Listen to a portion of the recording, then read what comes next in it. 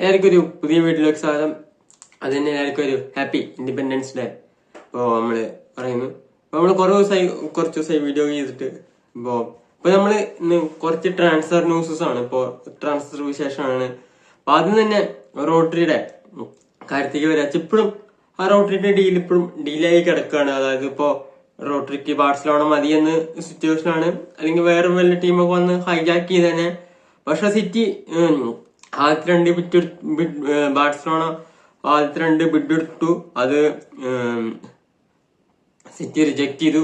City 70 million ആ രീതിയിൽ 80 million വേണം രീതിയിൽ നിൽക്കുകയാണ്. ഇപ്പൊ ഒരു 60 മില്യൺ സംതിങ്ങിന്റെ ഒരു ഓഫറാണ് വിട്ടത്. അത് പോരാ, 80 മില്യൺ, എനിക്ക് തോന്നുന്നത് 80 മില്യൺ കിട്ടണം എന്ന രീതിയിലാണ് സിറ്റി സ്റ്റാൻഡ്.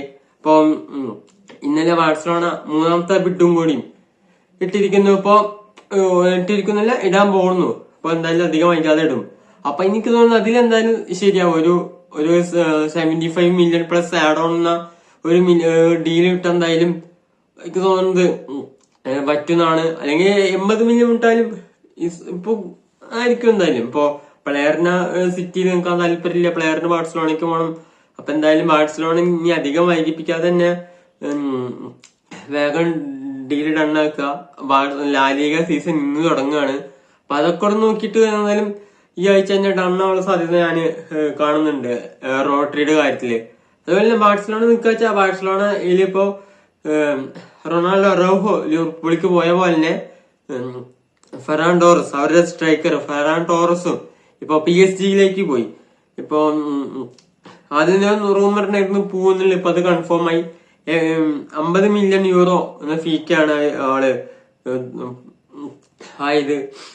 PSG പോയത് 50 മില്യൺ യൂറോ എന്ന ഫീലാണ് ഇപ്പോൾ ആള് PSG പോയത്. അപ്പൊ ആൾക്ക് ഇതിനു മുമ്പ് PSG ഓഫർ വന്നപ്പോൾ ആൾക്ക് താല്പര്യം ഉണ്ടായിരുന്നു. ആൾ ആ ഓഫറിൽ ഇൻട്രസ്റ്റ് ആയിരുന്നു മൂവ് ചെയ്യാൻ വേണ്ടിട്ട്.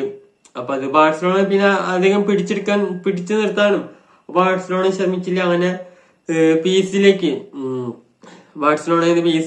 ഫെറാൻ ടോറസ് പോയി. അപ്പൊ അവരുടെ ഒരു ഡിഫൻഡറും പോയി, ബാഴ്സലോണയെ സംബന്ധിച്ചിടത്തോളം ഒരു അറ്റാക്കറും പോയി. അപ്പൊ ഇനി ഒരു നല്ല അറ്റാക്കർ വേണം, അതുപോലെ ഒരു ഡിഫൻഡറും ബാഴ്സലോണയ്ക്ക് വേണം. ഒരു സ്ക്വാഡ് ഫിൽ ചെയ്യാൻ അടുത്ത സീസണിലേക്കുള്ളത്. അപ്പൊ ഇനി അധികം സമയമൊന്നുമില്ല, ഇനി അങ്ങനെ ബാഴ്സലോണ ഇത് കണ്ടു പിടിക്കുന്നോട്ടെ. അതുപോലെ എൻസോ ഫെർണാണ്ടസ് ഇവിടെ ചെൽസിയിൽ തന്നെ സ്റ്റേ ചെയ്യും.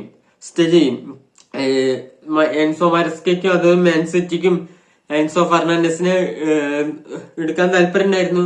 പക്ഷെ സിറ്റി 120 മില്യൺ ആണ് പറഞ്ഞതുകൊണ്ട് എനിക്ക് തോന്നുന്നു 120 മില്യൺ യൂറോ എന്നുള്ള പാക്കേജിലാണ് സിറ്റി എൻസോനെ വിടാൻ തയ്യാറുള്ളൂ. അത് ആ രൂപ തന്ന സിറ്റിക്ക് എൻസോനെ വിടാം എന്ന രീതിയിലായിരുന്നു. സിറ്റിക്ക് എൻസോനെ എടുക്കാം, അല്ലെങ്കിൽ സിറ്റിക്ക് എൻസോ ഫെർണാണ്ടസിന് സൈൻ ചെയ്യാൻ എന്ന രീതിയിലായിരുന്നു. അത് അവർ ഡെഡ് ലൈൻ വെച്ചത് ഫ്രൈഡേ UK ടൈം 5 മണി, അതായത് വെള്ളിയാഴ്ച UK ടൈം 5 മണി പറഞ്ഞാൽ വെള്ളിയാഴ്ച ഇന്ത്യൻ സമയം 9:30 രാത്രി 9:30 വരെ ആയിരുന്നു എൻസോനെ വേറെ ഏത് ടീമിന് വേണമെങ്കിലും ബിഡ് ചെയ്യാനുള്ള ലാസ്റ്റ് ഒരു ഡേ ചെൽസി വെച്ചിട്ടുണ്ടായിരുന്നത്. ആ സമയത്ത് ഇന്നലെ ആയിരുന്നു വെള്ളിയാഴ്ച. ആ സമയത്ത് ഒരു സിറ്റിയോ വേറൊരു ക്ലബോ ആൾക്ക് വേണ്ടി ബിഡ് ചെയ്തില്ല. അപ്പൊ ആള് സ്റ്റേ ചെയ്യും, ചെൽസിയിൽ തന്നെ ആള് സ്റ്റേ ചെയ്യും. അതുപോലെ തന്നെ ഇപ്പൊ ബാദിയാഷിയില് ചെൽസിയുടെ ഡിഫൻഡർ ബാദിയാഷിയില് നെപ്പോളിക്ക് പോയിട്ടുണ്ട്. ഇപ്പൊ അങ്ങനെ 1-2 അഡ്ഗോയിങ്സ് ചെൽസിന് നടക്കുന്നുണ്ട്. അതുപോലെ തന്നെ ടോട്ടനാമിന്റെ ക്യാപ്റ്റനായ കൂട്ടിയോ റൊമേറോ അത്ലറ്റിക്കോ മാഡ്രിഡിലേക്ക് ജോയിൻ ചെയ്തു. അവിടെ ഇപ്പൊ ഏകദേശം എല്ലാം ഡണ്ണായി. മാഡ്രിഡിലേക്ക് ജോയിൻ ചെയ്തു. ഫബ്രീസിയോ റൊമേറോയുടെ ഹെയർ വീഗോ ഒക്കെ വന്നു. അപ്പൊ ആദ്യം ഇന്റർ മിലാനായിട്ടായിരുന്നു ആള് കോൺടാക്ട് ഉണ്ടായിരുന്നത്. പിന്നീട് അത്ലറ്റിക്കോ മാഡ്രിഡ് കയറി വന്നതും പിന്നെ വേഗം എല്ലാം നെഗോസിയേഷൻ നടത്തി എല്ലാം ഡണ്ണായിരിക്കുന്നത്. റൊമേറോ ആദ്യം തന്നെ പറഞ്ഞിട്ടുണ്ടെന്ന് ആൾക്ക് ടോട്ടനം വിടാൻ താല്പര്യമുണ്ട്. അതുകൊണ്ടാണ് ആള് ടോട്ടനം വേറെ ടീമിലേക്ക് പോയത്.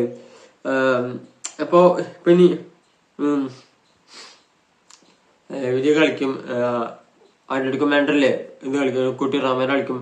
അതുപോലെ PSG വന്ന ഒരു യങ് പ്ലെയർ, അതായത് അയാക്സിന്റെ യങ് പ്ലെയർ മൈക്ക ഗോഡ്സേനെ PSG സൈൻ ചെയ്തു. അത്യാവശ്യം നല്ലൊരു പ്ലെയർ ആണ്. എനിക്ക് തോന്നുന്നു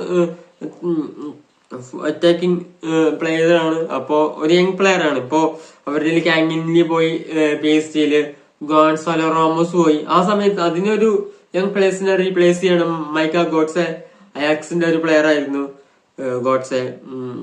അതുപോലെ ഇപ്പൊ നമ്മൾ ആർട്സലിലേക്ക് വന്ന ആർട്സലിന് ഇപ്പൊ വിക്ടർ ഓസിമാൻ ആർട്സലിലേക്ക് ഉള്ളത് ഉണ്ടായിരുന്നു. അതായത് ആർട്സലിന് മാർട്ടിനെല്ലിനെ ക്ലബ്ബ് സെയിൽ ചെയ്യാൻ താല്പര്യമുണ്ട്.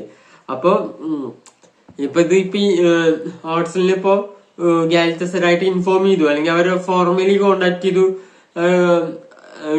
വിക്ടർ ഓസിമാന്റെ ഒരു കാര്യത്തിന് അറിയാൻ വേണ്ടിട്ട്. അപ്പൊ ഗാലറ്റസറായി പറഞ്ഞു ഒരു എന്താ പറയാ സ്വാപ്പ് ഡീൽ, ഒരു കോംബോ ഡീലാക്കാം. അതായത് ഇപ്പോ മാർട്ടിനെല്ലിനെ ഗാലറ്റസറായിക്കും ഓസിമാനെ ആർട്സലിനും ആ രീതിയിലൊരു, അതായത് പ്ലെയർ സ്വാപ്പ് പോലെ. അതായത് ആർട്സലിൽ നിന്ന് മാർട്ടിനെല്ലി പോകുന്നു, ഗാലറ്റസറായിന്ന് ഓസിമാൻ ആർട്സലിലേക്ക് വരുന്നു. അങ്ങനത്തെ ഒരു സ്വാപ്പ് ഡീൽ പോലെ ആവാൻ ഉണ്ടായിരുന്നു. എനിക്ക് തോന്നുന്നത് എത്ര 80 മില്യൺ സംതിങ് അറൗണ്ടിലാണ് വാല്യുവേഷൻ ഇട്ടുണ്ടാകുന്നത്. വിക്ടർ ഓസിമാന് ഗാലറ്റസറായിക്ക് 80 മില്യൺ സംതിങ് ഒരു വാല്യുവേഷൻ. അപ്പോ ഇത് കോംബോ ആവാന്നുള്ളൊരു റിപ്പോർട്ട് ഉണ്ടായിരുന്നു. പക്ഷെ പിന്നെ ഇന്നലെ റിപ്പോർട്ട് വന്നത് മാർട്ടിനെല്ലിക്ക് ക്ലബ്ബ് ഇടാൻ താല്പര്യമില്ല. ഈ സീസൺ തുർക്കിഷ് ക്ലബിക്കല്ല, ഒരു ക്ലബിക്കും മാർട്ടിനെല്ലിക്ക് പോകണ്ട. ആള് ഹാപ്പിയാണ് ആർട്സലിന് സ്റ്റേ ചെയ്യുന്നത്. അപ്പൊ ആർട്സലിൽ എന്തായാലും സ്റ്റേ ചെയ്യാൻ സാധ്യതയുണ്ട്. ആർട്സലിന് ആള് കണ്ടിന്യൂ ചെയ്യുന്നതാണ് തോന്നുന്നത്. പിന്നെ ടോട്ടനാമിലേക്ക് വന്ന പിന്നെ ടോട്ടനം ഗോഡി ഗാപ്പോനെ, അതായത് ഇപ്പോ ഗോഡി ഗാപ്പോനെ എന്തായാലും റോബർട്ടോ ഡി സെർബിക്ക് ഒരു സ്ട്രൈക്കർ വേണം. അത് ലിവർപൂളിന്റെ ഗോഡി ഗാപ്പോനെ ആള് നോക്കുന്നുണ്ട്. അപ്പോ ഇപ്പൊ ഇന്നലെ റൂമറൊക്കെ വന്ന ഏകദേശം പേഴ്സണൽ ടൈംസ് ഒക്കെ അഗ്രി ആയി.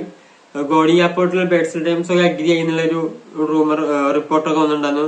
എത്രത്തോളം സത്യമാണെന്ന് കണ്ടറിയാം. എന്നാലും ഒരു ടോട്ടനാം എന്നാലും ഒരു ഫോർവേഡ് നോക്കുന്നുണ്ട്. അത് ചിലപ്പോ ഗോഡി ഗ്യാപ്പ് ആവാൻ സാധ്യതയുണ്ട്. അതുപോലെ തന്നെ ടോട്ടനാം ഒരു വിങ്ങറിനെ നോക്കുന്നുണ്ട്. അത് സവീഞ്ഞോ ആണെന്നുള്ള സാധ്യത നല്ലോണ്ട്. അത് ലാസ്റ്റ് സീസണിൽ ഉണ്ടായിരുന്നു സവീഞ്ഞോ ടോട്ടനാമിക്ക് പോകുന്നുള്ള രീതിയില്. ഈ സീസണില് സവീഞ്ഞോ സിറ്റിനെ അറിയിച്ചു, അതായത് സിറ്റി വേണം താല്പര്യം ഉണ്ടെന്ന് അറിയിച്ചു. അപ്പൊ അതിലൊരു സവീഞ്ഞോക്ക് അടുത്ത് ഉള്ള ഒരു ഫ്രണ്ട് റണ്ണറിനായിട്ടാണ് സവീഞ്ഞോ ടോട്ടനാമിനെ കാണുന്നത്. അപ്പൊ ടോട്ടനാം ഇപ്പൊ ഇവരുടെ ഡീലിൽ വർക്ക് ചെയ്തോണ്ടിരിക്കുന്നത് ഗോഡി ഗാപ്പോന്റെയും സവീഞ്ഞോന്റെയും ഡീലിലായിരിക്കും ടോട്ടനാം ഇപ്പോ താല്പര്യം പുലർത്തിക്കൊണ്ടിരിക്കുന്നത്. ലെറ്റ്സ് സീ ഇതപ്പോ എങ്ങനെ പോകുന്നത് കാണാം. അപ്പൊ ഈ വീഡിയോ അവസാനിക്കുന്നു. അടുത്ത വീണ്ടും കാണാം.